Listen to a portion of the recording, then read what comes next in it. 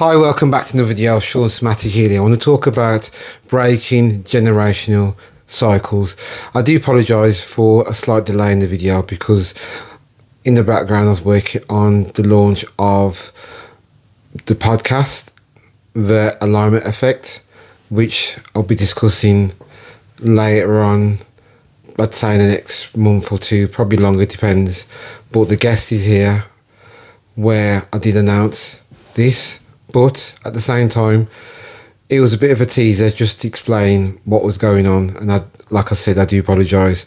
Breaking these cycles, generational cycles, very important.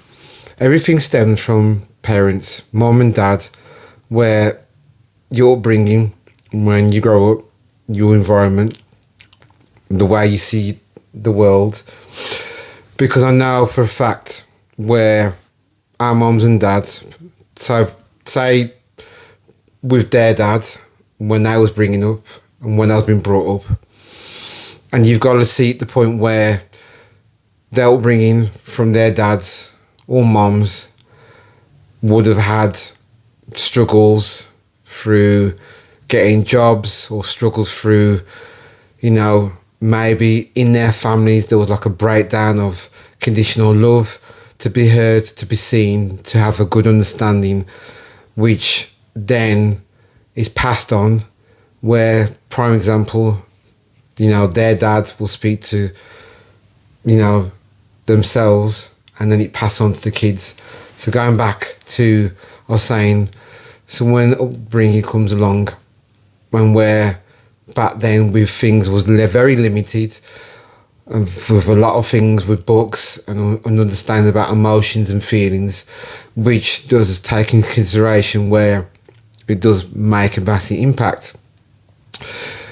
Which I know when, prime example, my dad, God rest his soul, so going back before, his upbringing when he was in Jamaica was slightly strict, things would be different. Wasn't allowed to talk too much, the affection wasn't as much, how you would see where that would transition through to the kids, or how he would speak to his kids, which his dad never shown him that, and maybe his dad never shown him.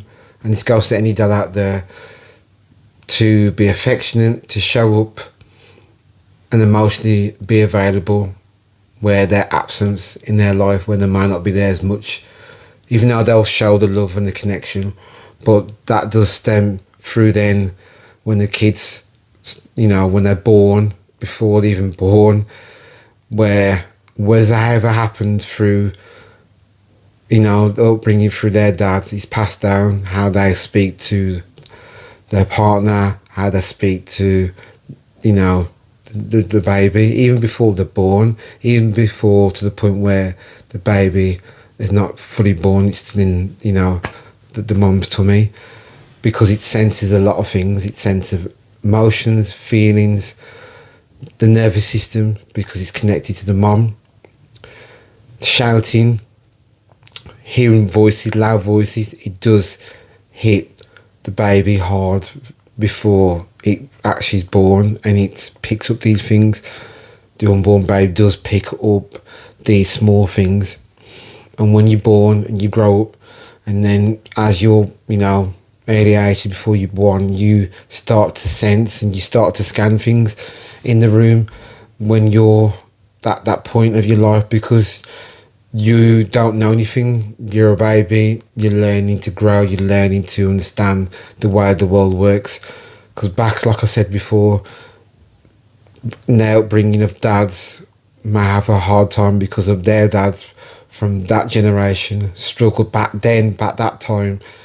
It does change a lot, which I feel going forward with when you start to grow up and your environment is chaotic, very toxic, you start to pick up things in the room, you start to scan things, doesn't really sit right with your nervous system, because even before you're born, your nervous system is not fully regulated because of, you may have heard shouts, you've heard made screams, and the release system So you could have two brothers in the house and you're the baby in the family.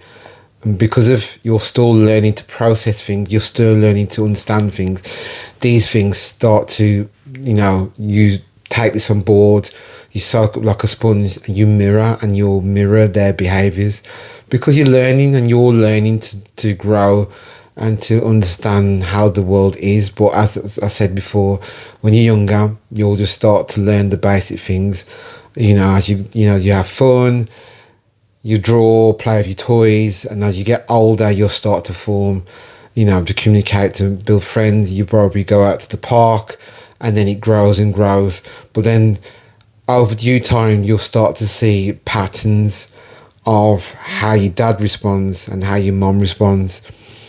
And all to that is when, as you get older, 15, 16, and probably a bit older than that, you start to form connections and relationships, which then plays out in a way what you used to see from your dad. Say, for example, you start buying presents, you start people pleasing, probably because back then your dad and then his dad have not shown how to show affection and love, not just through presents, but just being aware, being present, to have a good understanding and to communicate to the opposite sex. So then what happens then is that you'll start to see those things through your dad and your mom, and these things can be changed and not definite, not permanent. They can be changed. So you might not see it straight away because you're going through a stage in your life where you think it's normal and it gets normalized, because then when you start to learn something, you start to practice it, you start to think it's okay, and if you start to feel it's comfortable, it's okay, you get on with it, and you don't see it in yourself, because it's like looking at a mirror. When you mirror something to the point when you're doing these things, you actively do these things subconsciously, and then because of the way the brain works is that if you tell yourself negative things, the brain will start to process it and start to believe in it. So anything that you see with the behaviours and the traits where these things are what you've learned from your dad and he's learned from his dad, you'll start to pick it up, the cues, the behaviours, and you start to do things, play out in the relationships, you'll play out in your friendships, and then after due time, it'll start to go on like a cycle, and you'll continue to you actually pinpoint these things in yourself. And you might not be able to do it straight away. You may have to look beyond to the point where you might have to speak to a friend. You might have to the point when these mistakes happen to reflect. But in order to understand these things, it's a matter of understanding where it's come from. And sometimes we dismiss it, we don't talk about it, and we move on. And do you know what? I've seen this played out, even myself with my dad, and patterns and stuff. And it's capturing yourself, or just to capture the moment of knowing where's it come from, why do I act this way, where does it stem from, why do I need validation, why do I need to be in a certain way, and where does this lead you to when I continue being like this around people or around friends, family, in relationships as well, because you can push people away. But then also it's just to understand it's a behaviour. It doesn't mean it's you. It doesn't mean it's indefinite. It doesn't mean it's you for life. It's just a fact. We run on this system where we've been taught through life, and we've been taught in a certain way to be this way, and then to continue like it's normal. But it again, like I said before, they can be changed. They can see things differently, and also to understand these things, you have to really sit with these feelings to recognise where's it come from, how did it start. Even if you have to ask questions from to family, close ones, to journal, and also to understand, like the brain's a sponge, and you learn these things over time, and it's muscle memory. But then also the brain is to the point where you'll start to think, okay, this is again normal, and this is again your act, and you'll snap, you'll have explosive anger, but then you've got to see where's it come from. So what happens is the story plays out from an early age. It's like watching TV, each episode, and you start to learn everything what your dad's done, that your mum's done. And I love my, rest his soul, my dad and my mum. Actually, lives in Texas, but again, it's patterns to identify where she's come from, because you can be yourself. Yes, I understand you got the beliefs. Yes, I understand you got, the values, but also you can mold these things for yourself to be the version you want to be. And this is that you can read things,